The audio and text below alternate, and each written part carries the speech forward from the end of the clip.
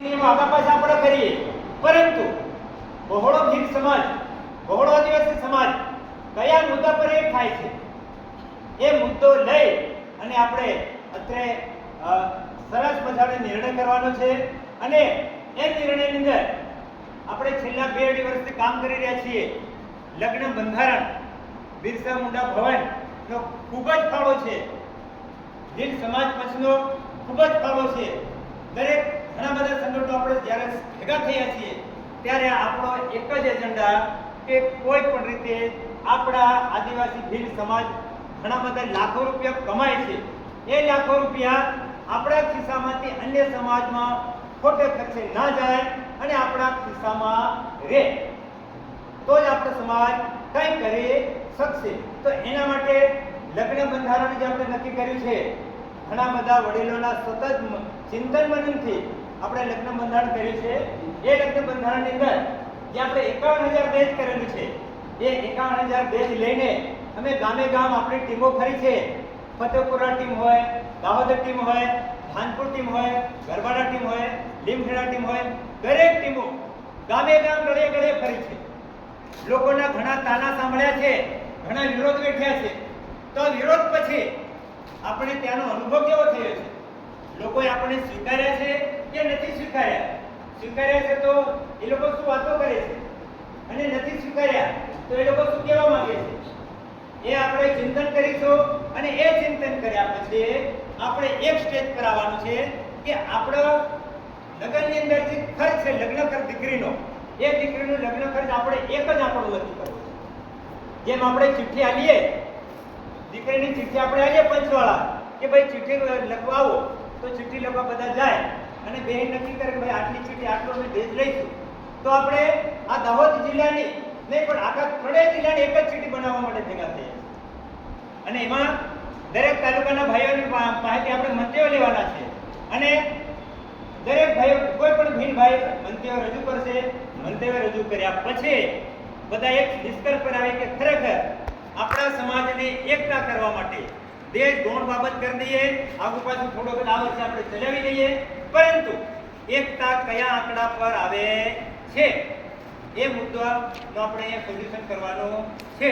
અને સાથે સાથે બીજી એક સૂચના કહી દઉં કે અત્યારે સમાજની નાતે આપણે જ્યારે મળ્યા છીએ ત્યારે આપણો ભાઈ કંઈ કામ નથી કરતો, બરાબર, એના માટે ક્યારે પણ નબળી વાત કરવી નહીં. ધર્મની વાત આપણે નહીં કરીશું, ભીલ સમાજને ભેગો કરવો હોય તો. રાજકારણની વાત આપણે નહીં કરીશું. આ બે મુદ્દા આપણે ધ્યાન રાખીશું તો વડીલો, યુવાનો, આપણે આ સમાજને સંગઠિત કરવા માટે ફક્ત 2 વર્ષ આ મહેનત કરીએ ને 2 વર્ષની અંદર આપણે ભીલ સમાજની શકલ બદલી શકીએ છીએ. પણ દરેક ભાઈને આપણે સન્માનની દ્રષ્ટિથી જોવું પડશે. હોદ્દેદાર મોટા હોદ્દા પર હોય, નાનો હોદ્દા પર હોય, પણ એના વિચારોને મહત્વ આપીએ. અને આપણો ભીલ ભાઈ છે, આર્થિક પરિસ્થિતિ નબળી હોય કે સારી હોય, પણ મારો ભીલ ભાઈ છે અને એને સાથે રાખીશ તો જ મારો સમાજ મજબૂત થશે. એવા વિશાળ ભાવ સાથે આપણે આગળ વધવાનું છે.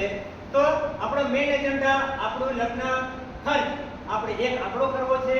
બીજા નંબરની અંદર એજન્ડા આપણો એ છે મુખ્ય એક જિલ્લાની થોડીક જવાબદારી આપણે ફાળવવા માંગીએ છીએ.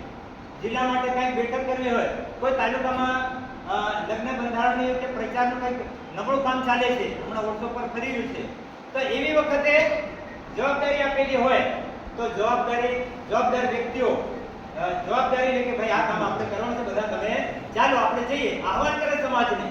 તો આ રીતે આપણે એક ખર્ચ નક્કી કરીએ, બીજા નંબરમાં જવાબદારી અને ફાળવણી કરવાની છે. તો આ એજન્ડા પર આપણે બધા ચર્ચા કરીશું.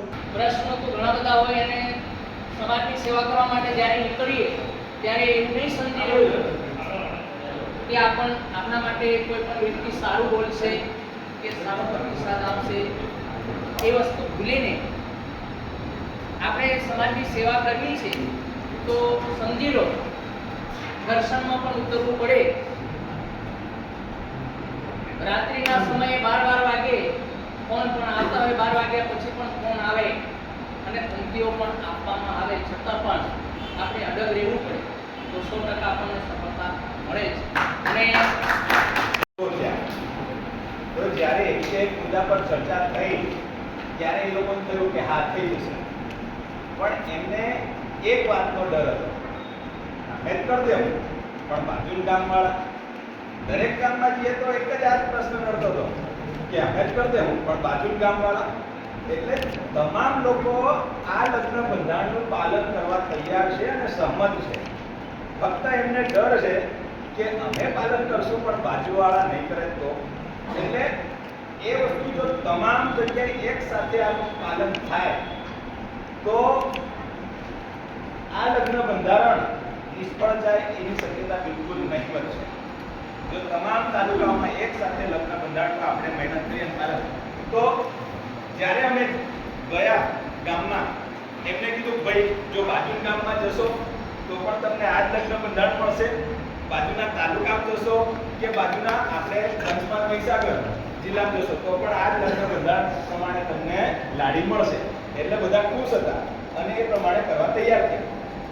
સાથે એક પ્રશ્ન હવે બીજો દાહોદ તાલુકાનો છે, એટલે એ થયો કે દાહોદ તાલુકાને એમપી બોર્ડર ના ગામોમાં થોડુંક વધારે ચાલે છે ને ત્યાં થોડુંક એમ થયું, એટલે દાહોદ તાલુકા ને એમપી બોર્ડરમાં લગ્ન થાય છે. એટલે હવે આપણે એમપીની પણ ટીમ છે, એમપીની પણ ટીમ છે, તો ત્યાં બોર્ડર તાલુકામાં જો આપણે લગ્ન બંધારણ પ્રમાણે ત્યાં પણ આ પ્રચાર પ્રસાર થાય તો આ પણ સોલ્યુશન આવી શકે તેમ છે.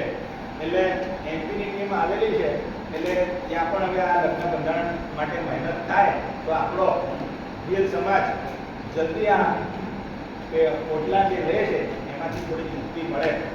51,000 નું દરેક ગામમાં બે ત્રણ ટિકિટો લગાવી છે.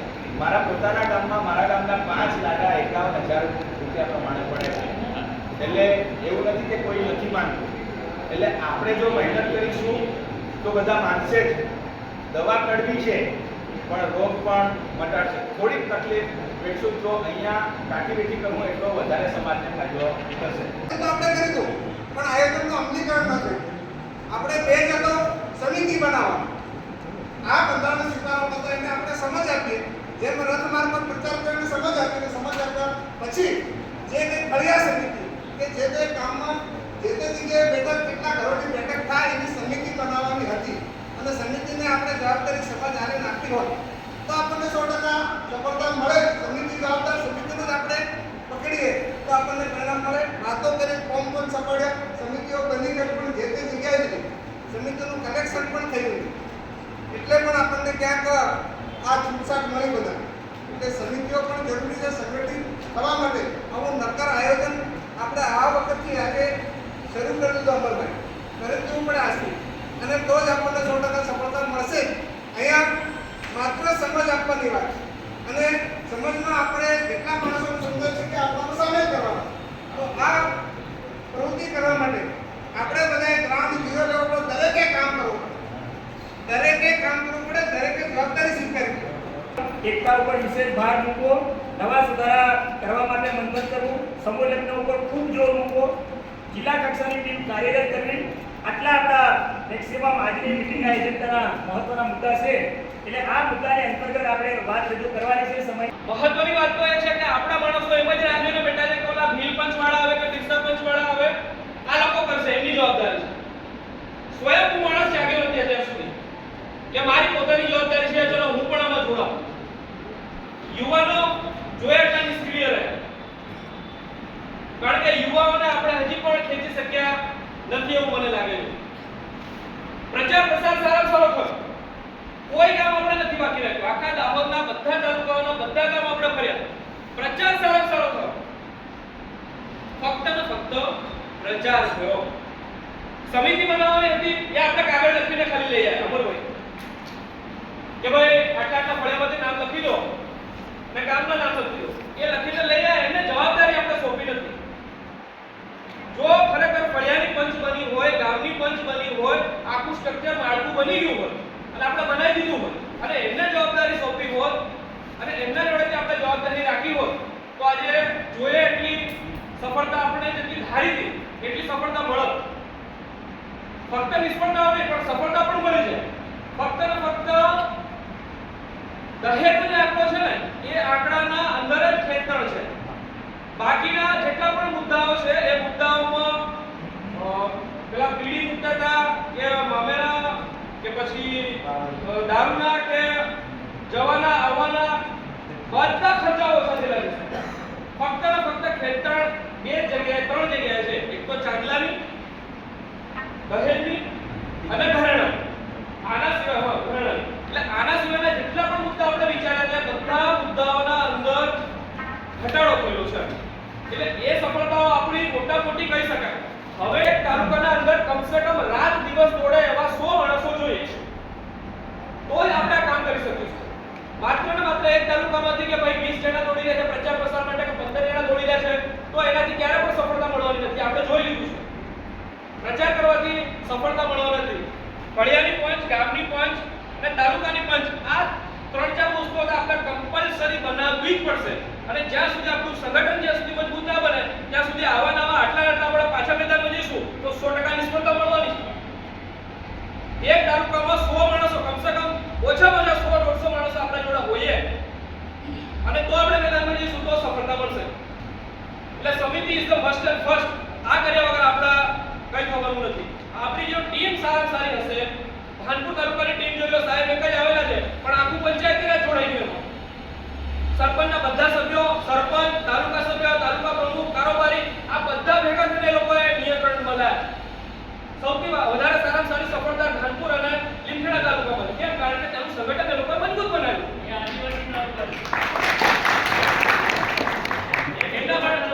એમનું સંગઠન મજબૂત છે, સંખ્યાબળ વધારે છે તો લોકો લડી શક્યા, નિયંત્રણ લાવી શક્યા.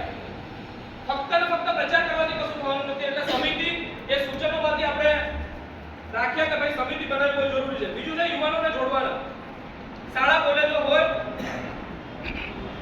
કે દરેક જગ્યાએ યુવાનો જ્યાં સુધી આપણા જોડે ના આવે ત્યાં સુધી કામ થવાનું નથી. કારણ કે અત્યારે સોશિયલ મીડિયામાં પ્રચાર પ્રસારના માધ્યમથી આપણે સારામાં સારા વિચારો, માહિતી પહોંચાડી શકીએ એમ છે. જેટલા પણ યુવાનો બને ગામમાંથી કમસે કમ 10 યુવાનો તો એક ગામમાંથી 10 યુવાનો તો આપણે ટાર્ગેટ કરીને આપણી સમિતિમાં લાવવા જ જોઈએ. ગામની પંચને છોડ દો સાહેબ, ગામની પંચ તો આપણે રાખીશું પણ એવા યુવાનો જે અહીંયા આપણી જોડે આવી શકે, લડી શકે, પ્રચાર પ્રસારમાં જઈ શકે, સોશિયલ મીડિયામાં કામ કરી શકે એવા એક ગામમાંથી કમસે કમ 7 થી 10 યુવાનો આપણે થોડે કાઢવા પડશે તો જ કામ થઈ શકશે. એટલે યુવાનો પણ બહુ જરૂરી છે. બીજું છે પંચાયતી રાજ.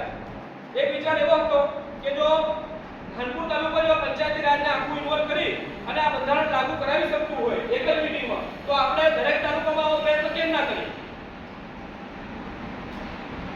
કરી શકીએ પણ એના પહેલા આપણે સંખ્યાબળ લાવવું જરૂરી છે. ફક્ત ને ફક્ત પ્રચાર કરવાથી કશું થવાનું નથી. એટલે મારી અહીંયા બેઠેલા દરેક વ્યક્તિને એ વિનંતી છે કે આપણે બને તેટલું સંખ્યાબળ અને સંગઠન પેદા કરીએ. એક તાલુકામાં કમસે કમ 100 થી 150 માણસો આપણા જોડે હશે તો આપણે સારામાં સારું પરિણામ લાવી શકીશું. વિચારતા હતા એક બાજુ અને ઉગમણાનું વાવાઝોડું આવ્યું એટલે ભળી ગયા. એટલે ગરબાડાવાળા આવ્યા કે એટલે ધાનપુરમાં ભીલ સમાજનું પંચ બનાવવાની છે. હા, હું એ બધા વિચારતા હતા ને આવ્યા એટલે બધા ભેગા થઈ ગયા. ભરી ખબર સાહેબ કે આ મળી જવાનું છે. બીજી મીટિંગ કરી. અમે બીજી મીટિંગમાં એવું વિચાર્યું અમે બધા બોલાયા નથી એટલે પ્રચાર એવો કર્યો આપણી ભીલ સમાજની એક મીટિંગ છે, બધા આવજો, કોઈ રહેતા નહીં હોય. એટલે મોટા ભાગના ભીલ સમાજના આપણા આગેવાનો છે એ બધા આવ્યા અને આપણો જે વિચાર છે ભીલ સમાજનો એ રજૂ કર્યો. એટલે બધા સહમત થયા કે આ કામ તો મોટું છે અને આપણા માટે જ છે. એટલે બધાને ભેગા કર્યા એટલે ફરી સફળતા મળી.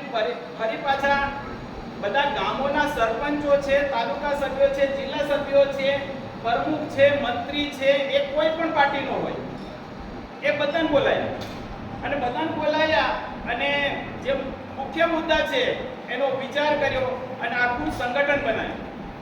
મેન સફળતા ત્યાં મળી. સંગઠન બનાવ્યું કે ગામે ગામ પંચની આપણી પાસે સમય ઓછો છે. સમય એટલો ઓછો છે, એક તો લગ્નની તૈયારીઓ હતી બધે અને બીજી બાજુ રણસીમુખ મુકાઈ ગયેલું દિલ્હી. એટલે સમય ઓછો હતો પણ આપણે ટૂંક સમયમાં આ આપણે બંધારણ લાગુ કરી દેવાનું.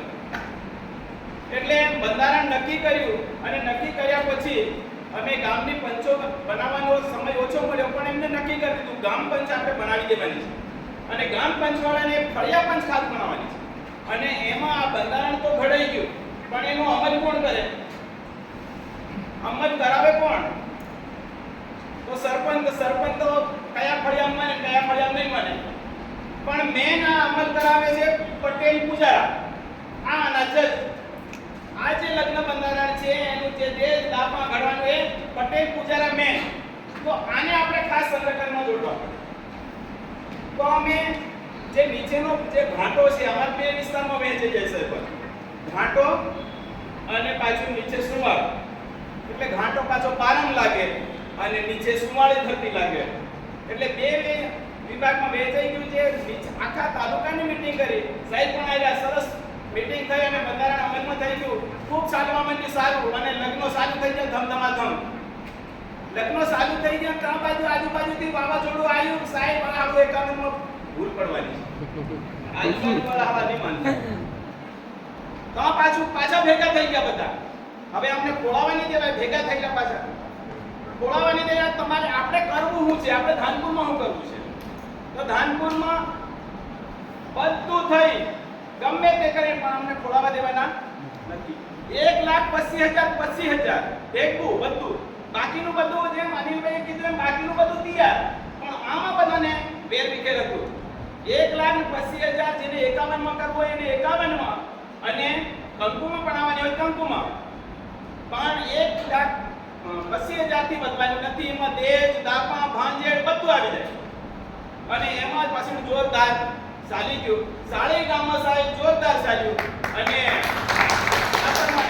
અને ડીજે હતું. ડીજેમાં ઘણા બધા આવી પણ પડ્યા. પણ એને જે ગામમાં જે પટેલ પૂજારા મજબૂત હતા ને ત્યાં પાણે પણ આવવા દીધું ને એટલે ગામને સાંભે પણ આવવા દીધું. આ ડીજે પણ ખૂબ સારો ફાયદો થયો ધનપુરમાં. અને દારૂ ગાડીઓ સાહેબ અહીંયા એમપી માં થયો, ગાડીઓ ફરીને આવતે ગયો બરાબર. એ બધો મોટી ગાડીઓ બંધ થઈ ગયો. પછી ભટભટિયા નીચે કેમ ના એને જાતે સેટ્યા વહેતા થઈ ગયા. વધારે ફાયદો પીતા હતા સીધો ઉતરતે લા, કારણ કે આપણું જોડે ગામ એટલે ત્યાંથી ઉતરતે લાય બધા બંધ થઈ ગયા. એમાં પણ ઘણો ફાયદો થયો અને રકમમાં પણ ઘણો ફાયદો થયો. અને તેવી ગામ અમારા એવા રહી ગયા કે આપણો બોર્ડર છે ગરબાડા મધ્યપ્રદેશ જે ઘાટા ઉપરનો વિસ્તાર છે. હવે તેવી ગામમાં અમે સર્વે કર્યું સાહેબ, એક કે શિક્ષક નહીં તેવી ગામની અંદર. આપણા ફિલ્ડમાં તેવી ગામની અંદર એક કે શિક્ષક નહીં, એક એન્જિનિયર નહીં. શિક્ષણમાં બહુ ઓછું ઘાટાવાનો એરિયા છે. અને ત્યાં અમારે ભૂલ પડી. હવે એક બાજુ આ ચૂંટણી જાહેર થઈ ગઈ એટલે બાદ ભીડવી કોની હાથે એટલે એક બે મીટિંગ થઈ ત્યાં અમને તકલીફ પડી. પણ કશું વાંધો નહીં, એમને સંગઠનમાં રાખ્યા, એમનો વિરોધ કર્યો. ખાસ મેન વસ્તુ સંગઠનની આ છે. અને આ વર્ષે એ પણ આવી ગયા કે સાહેબ અમારે ઘણું બધું વેઠવું પડ્યું, પણ તમુની સમજાત વેઠવું પડે બરાબર. એટલે મેન વસ્તુ મારો એક આગ્રહ એ છે, પહેલી આપણી ફળિયા પંચ છે એ ખાસ બનાવીશું તો જ આપણું આ બંધારણ અમલમાં આવશે. એમાં અને ગામ પંચ, ફળિયા પંચ બનાવો પછી ગામ પંચ બને. અને એમાં જે કેટલા વિભાગમાં વહેંચવું એ એક યુવાનો સાહેબે વાત કરી એમ જુવાનિયા છોરા છે તે. બીજું પટેલ પૂજારાનું એક સંગઠન બનાવવું પડશે આપણે. પટેલ પૂજારાને કોઈને છોડવાના નથી. રાજકીય ક્ષેત્રમાં જે સંકળાયેલા છે તે અને કર્મચારીઓને આપણે ખાસ આગ્રહ કરી અને એને જે કોઈ પણ વિભાગમાં હોય એ બધાને આપણે લેવાના છે. એટલે મહિલાઓ અને બહેરાને પણ ખાસ આ સંગઠનમાં એટલે આ 5 પ્રકારનું આપણે સંગઠન બનાવીશું તો આપણું આ પંચ છે એક જોરદાર ચાલવાનું છે. રચના ગામ પંચની થાય એટલે તાલુકા પંચની પણ અમે રચના કરી છે. તાલુકા પંચની રચના કરી એટલે અમને સારી સફળતા મળી. એટલે આખા જિલ્લામાં આ રીતે ભલે આગુ પાછું કરી બેજને આપણે વળગી રહેવાનું નથી, પણ એક સંગઠન ચલાવાય એ આપણે ખાસ મહત્વ જાળવવાનું છે. એટલે આપણે આપણી राष्ट्रीय मीटिंग છે, કારણ કે मध्य प्रदेश અને गुजरात दोनों साथ में है और राजस्थान भी साथ में जोड़ने वाला है. तो पूरी राष्ट्रीय भील समाज की मीटिंग है ये. तो राष्ट्रीय भील समाज की मीटिंग में ये सब मिलके चले. दहेज प्रथा, दारू, डीजे ये सब बंद होने वाला है और हो जाएगा. हमने बंद कर दिया है. आप भी पूरे दाहोद जिले में, महिसागर जिले में और पंचमहाल जिले और राज्य मध्य प्रदेश और राजस्थान में भी पूरा बंद होके रहेगा. ये मेरा विचार है. ये पूरा विचार ये चलना चाहिए और चलेगा. જય હિન્દ समाज की पुरानी संस्कृति लागे तो खांडो वाला ये और ये नहीं मिलो तो 100% માં સફળતા અમને મળી છે હા સફળતાની વાત કરું તો કેટલી તો અમારા ભણતરમાં મિત્રો લગભગ કેટલા સુધી 15 તોલા સુધી પહોંચી ગયેલું ફોટોગ્રાફી તમને સુધી સામાન્ય જાડ વાગે છે 15 તોલા સુધી પહોંચેલું હતું અને મિત્રો સામાન્ય અમાર ડિગ્રી હોય એનું 6 તોલા સુધી લેતા હતા અને 3 લાખ રૂપિયા દેતા હતા અને આ બધી વાત હતી અને એને અમે સીધા 50% પર લઈ આવે એનો અમને ગર્વ છે તણ તોલા બહુ સરસ પડી સાહેબ નિર્માણ સાહેબ અમે કહે તમે માસ્તરો રહેવા તો તમને કઈ ખબર નહીં પડે કાલે કાલે સોનો બનાવવાનું સર તો બધા ભેગા જાય છે પણ છતાંય અડે રિયા સાહેબ અને મેં સાહેબ મારી જિંદગીમાં 20 વર્ષની નોકરીમાં ક્યારે કેજ્યુઅલ રજા નથી મૂકી સાહેબ આ સમાજ માટે 20 દિવસની રજા મૂકી અને નીકળી પડ્યો समस्याएं वही है, चाहे महाराष्ट्र हो, राजस्थान हो, मध्य प्रदेश हो या गुजरात हो। समस्याएं क्या है? ट्रिपल डी, 3D मतलब दहेज, दारू और डीजे, है ना। और इसका हमें निराकरण करना है और इसका निराकरण करने के लिए डी के आगे क्या आता है? ABCDE, ये मतलब एजुकेशन, शिक्षा। जब तक हम शिक्षित नहीं होंगे तब तक ये 3D हटने वाले नहीं, ठीक है ना। तो इसके लिए जो है हमें ये बहुत ज़रूरी है कि हमें समाज को शिक्षित करना है। इन्हीं समस्याओं को दृष्टिगत रखते हुए हमारे सभी साथी हैं यहाँ पे, गोविंद भुरिया साहब हैं, भीमसेन मीना साहब हैं, सुनील रावत साहब, गुरुवार साहब, कटारिया साहब और भुरिया साहब, ये हम सभी ने जो एक संगठन बना है महाराणा प्रताप भीम जन कल्याण संगठन, इसकी स्थापना हमने की थी 2018 और तब से लेके अभी तक हम भील समाज को जागरूक करने और शिक्षित करने का कार्य कर रहे हैं। लोगों को इकट्ठा करने के लिए हम लोगों ने एक वो रास्ता चुना है जिससे समाज का भी फायदा होता है। हम हर साल जो है एक वो परिचय सम्मेलन रखते हैं, साल में एक बार परिचय सम्मेलन रखते हैं अलग अलग जिलों में। जैसे अभी 2023 का सम्मेलन हमने झाबुआ में रखा था, तो इसमें सभी लोग आते हैं। इसमें रजिस्ट्रेशन भी होता है युवक युवतियों का, उनका स्टेज पे परिचय होता है और उसमें वो अपना जो नाम गोत्र वगैरह बताते हैं, क्या करते हैं, उनका व्यवसाय क्या है, एजुकेशन क्या है, उनका जो हाइट क्या है, ये सारी चीज़ें उसमें वो बताते हैं। और जो भी जिसको भी जो समझ में आता है तो उसके लिए अलग से जो स्टाफ बने रहते हैं वहाँ जाके वो बात भी कर लेते हैं, दोनों पक्ष आते हैं इस प्रकार से। और उसमें जब बच्चे सम्मेलन होता है तो स्टेज से समाज को कैसे जागरूक करें और कुरीतियों को कैसे दूर करें, इसके संबंध में हमारे जो विद्वान हमारे समाज के लोग भी रहते हैं वो बताते हैं। पदाधिकारी वहाँ पे स्पीच देते हैं और बताते हैं उनको। बात करते हैं दहेज की, तो दहेज में जो है बढ़ चढ़ के जो है वो बताते हैं। अभी मोनिया साहब से मैं बात कर रहा था तो झाबुआ में ही जो 2 लाख से ऊपर ही रहते हैं दहेज। तो इस प्रकार से जो है वो 6 और 7 लाख जो है इतना दहेज। अब इसको जो है हम मतलब चाहते हैं कि दहेज ऐसा नहीं कि सभी लोग लेते हैं दहेज। कुछ लोग ऐसे हैं जो पढ़े लिखे हैं और समझदार हैं, वो नहीं भी लेते हैं। हम लोगों ने जो मेरे बेटे और बेटी की शादी की, हमने न दहेज दिया न दहेज लिया हमसे और ना हमने दहेज लिया।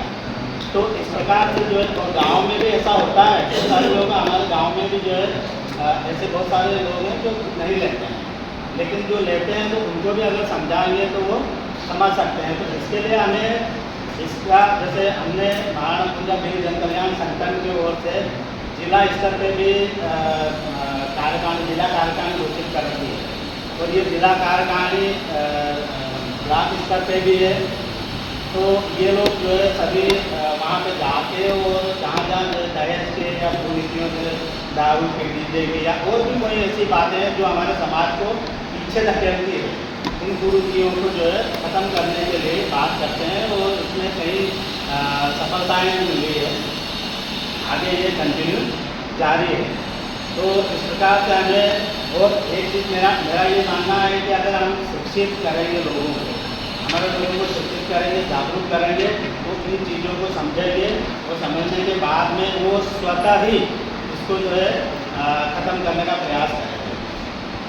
हमारा भील समाज का जो इतिहास है बहुत ही गौरवपूर्ण है। कारण है वो ये मुझे लगता है कि हम एक तो अशिक्षित हैं, लोग हमें चलाते हैं, कहना चाहिए कि डायरेक्शन देते हैं, हम अपने मन से कुछ नहीं कर पाते।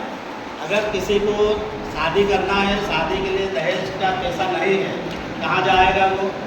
साहूकार के पास जाएगा, कन्या के पास। वो एक पाँव पे खड़ा रहता है पैसा देने के लिए। कारण ये है कि वो उसकी ज़मीन या तो गिरवी रख लेगा या फिर उसके जो भी जेवर है वो रख लेगा, है ना, और फिर उस पर ब्याज लगाएगा।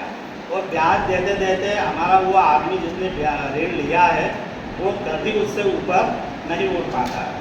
तो इस प्रकार से जो ये हमको जो पीछे जो धकेलने वाली जो चीज़ें हैं ये हमें इनको त्यागना पड़ेगा। एक चीज़ और है कि हम जो है हमारे गांव में शादियां होती है या और बहुत सारे कार्यक्रम होते हैं, उसमें हम सामान भी लाते हैं, टेंट भी लगाते हैं। तो ये सब चीज़ें क्यों ना हम गांव में ही करें। टेंट के लिए हम हमारे गांव में किसी भी एक व्यक्ति को या दो व्यक्ति को सिलेक्ट कर लें, है ना, वो टेंट की व्यवस्था वो कर देगा। जहाँ पे भी गांव में शादी होगी या आसपास के गांव में शादी हो वहाँ पे वो टेंट की व्यवस्था करें। किराना लगता है या हर घर में किराना लगता है, आप गांव में ही 2-4 दुकानें खुलवा दीजिए किराने की, पैसा वहीं आएगा, गांव का पैसा गांव में ही रहेगा, तो रोजगार भी मिलेगा।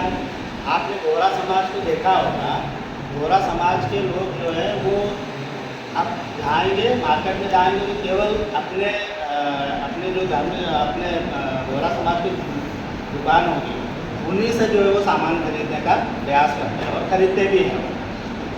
तो ये क्या हम नहीं कर सकते क्या? हम खेती बाड़ी वाले लोग हैं, खेती भी करते हैं, सभी को सोयाबीन लगता है, सभी को जो है दवाइयाँ लगती है, बीज लगता है, ठीक है। तो ये क्यों ना हम जैसे अगर सभी मिल के और एक हमारी डिमांड बनाए कि हमारे गांव में जो है 500 क्विंटल सोयाबीन लग रहा है बीज का, है ना, हमें जो है 200 लीटर दवाई लग रही है, तो हम डायरेक्ट कंपनी से बात करके और उनको जो है ले सकते हैं, तो हमें वो कम रेट में मिलेगी। तो हमारा जो महाराणा प्रताप भील जन कल्याण संगठन इसी बात को लेके हम समाज को जागृत करने का प्रयास कर रहे हैं, शिक्षित करने का प्रयास कर रहे हैं और हमारे टीम के सभी लोग जो है वो इसमें लगे हुए हैं, दिन रात लगे हुए हैं। जहाँ पे भी मौका मिलता है जाते हैं, समाज को जागरूक करते हैं। तो ये अभी हमारे उसमें चल रहा है और आप सभी लोगों ने हमें यहाँ पे सुना और यहाँ आमंत्रित किया, मैं इसके लिए बहुत बहुत धन्यवाद देता हूँ। और સૌથી અગત્યનો મુદ્દો છે ભીલ પંચની રચના કરવી। ભીલ પંચ એટલે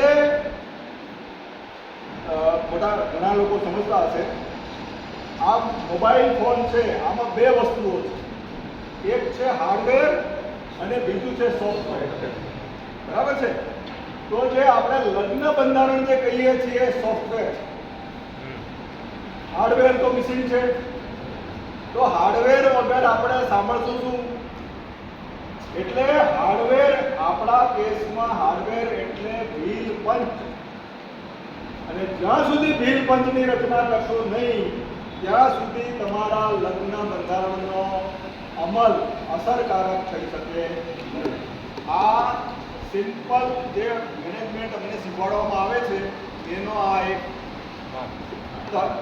અર્થ છે, એનો સારાંશ કે પહેલાં તમારું હાર્ડવેર નક્કી હોવું કે આનો અમલ કોણ કરાવશે, કેવી રીતે કરાવશે, કયા નિયમો પાડશે, કોની અંદરમાં કોણ કામ કરશે, બરાબર।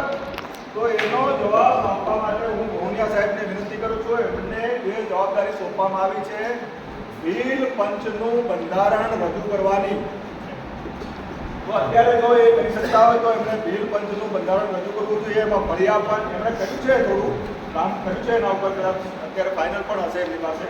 તો ફળિયા પંચ, ગામ પંચ, તાલુકા પંચ, જિલ્લા પંચ અને 3 જિલ્લાનું પંચ અને પછી આપણે રાજસ્થાનના પંચ સાથે પણ મળશું, મધ્યપ્રદેશનું પંચ, દિલ્હી પંચ, એની સાથે પણ આપણે કમ્પેરિઝન કરશું, એની સાથે પણ સંકલન કરશું. કારણ કે આપણે જ્યારે ત્યાંથી કન્યા લાવવાની કે લઈ જવાની હશે ત્યારે એમની મદદની જરૂર પડશે. રાજસ્થાનમાં મારા બોર્ડરમાં રાજસ્થાન છે, તો એ રાજસ્થાનવાળા કહેતા હતા કે ભાઈ અમને તો તમે પૂછતા જ નથી, તમે એકલા દહેજ નક્કી કરો છો, તો તમે અમારી અહીંયા કન્યા લેવા આવશો તો અમે લેવા આવશું ત્યારે શું કરશો?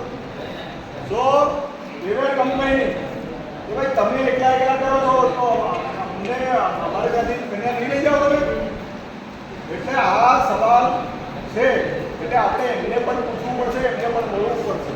બરાબર? તો આપણું પહેલા તો ત્રણેય જિલ્લાનું એક એપેક્સ પંચ નક્કી થાય અને એ પંચનું બંધારણ નક્કી કરવા માટે કમિટી અમે બિરસા મુંડા ભવન તરફથી બનાવી હતી. એમાં વહુનિયા સાહેબ એના હેડ છે અને વહુનિયા સાહેબની જે કમિટી છે એ એસેન્શિયલી અપોઇન્ટ કરી છે અમે બિરસા મુંડા ભવન તરફથી. પણ જ્યાં સુધી આપણે બધા જ ભીલ પંચના લોકો ત્રણેય જિલ્લાના ભીલ સમાજના આગેવાનો જ્યાં સુધી એને ફાઇનલ ન કરે ત્યાં સુધી એનો કોઈ મતલબ નથી. બરાબર છે? એટલે વહુનિયા સાહેબ જો આજે ભીલ પંચનું બંધારણ રજૂ કરી શકતા હોય તો હું એમને વિનંતી કરું છું કે ભીલ પંચનું બંધારણ રજૂ કરે, જેથી કરીને આપણે એના ઉપર આગળ વધી શકીએ. જ્યાં સુધી ભીલ પંચની રચના ફાઇનલ ન થાય ત્યાં સુધી આનો અમલ ગામમાં કોણ કરાવશે, બીજા ગામ સાથે કોઈ ઇસ્યુ હશે તો કોણ એમાં ઇન્ટરવીન કરશે, કેવી રીતે ઇન્ટરવીન કરશે, અને માની લો કે બે ગામની વચ્ચે ડિસ્પ્યુટ થાય તો શું કરવાનું, આ બધું જ આ ભીલ પંચના બંધારણમાં આ બધી વસ્તુઓ આવશે. અને એ વસ્તુ બેઝિક છે. એના પછી કેટલું દહેજ લેવાનું, કેટલું સોના ચાંદી લેવાનું તો પછીની વાત છે. એટલે તો સોફ્ટવેર છે, આ હાર્ડવેર છે. પહેલા હાર્ડવેર આ ફોન ખરીદીએ પછી એમાં સોફ્ટવેર નાખવાની વાત કરીએ. બરાબર છે? એટલે હાર્ડવેર આપણું ભીલ પંચ અને એનું બંધારણ એ આપણું હાર્ડવેર છે. અને લગ્નનું બંધારણ, લગ્નના નિયમો જે આપણે અત્યારે ચર્ચા કરી એ આપણું સોફ્ટવેર છે. એટલે પહેલા હાર્ડવેર આપણે નક્કી કરીએ અને હાર્ડવેર જો નક્કી નહીં કરશું, હાર્ડવેર નબળું હશે તો તમારું સોફ્ટવેર ગમે એટલું સારું હશે એનો સારી રીતે અમલ થઈ શકશે નહીં, અથવા તો અમલ થશે તો પણ એ બહુ સારી રીતે અસરકારક રીતે અમલી નહીં. એટલા માટે તમે આને સૈદ્ધાંતિક રીતે વિચારો. કારણ કે આપણે આવતીકાલે આજે છીએ, આવતીકાલે આપણે નહીં હોઈએ, બીજી પેઢી ટેક ઓવર કરશે. બરાબર છે? ત્યારે બંધારણ જે લખેલું હશે, જે રૂલ બનાવેલો હશે એ કામ કરશે. આપણે તો આજે છીએ, આવતીકાલે ન પણ હોઈએ. બરાબર છે? લોકો આવશે જશે, તો આપણે લેખિતમાં બંધારણના નિયમો, પંચના બંધારણના નિયમો લેખિતમાં હોવા જોઈએ. જ્યાં સુધી લેખિતમાં નહીં હોય ત્યાં સુધી બધી જ વાતો નકામી છે. આ બધી જ ચર્ચાઓ એટલી ઇફેક્ટિવ નથી, કારણ કે આ બીજા લોકો આવશે, બીજી મીટિંગમાં બીજા જ લોકો આવશે. બરાબર છે? આપણે જો નિષ્ફળ જતા હોઈએ તો એનું કારણ એ છે કે આપણી પાસે લેખિતમાં કશું જ નથી.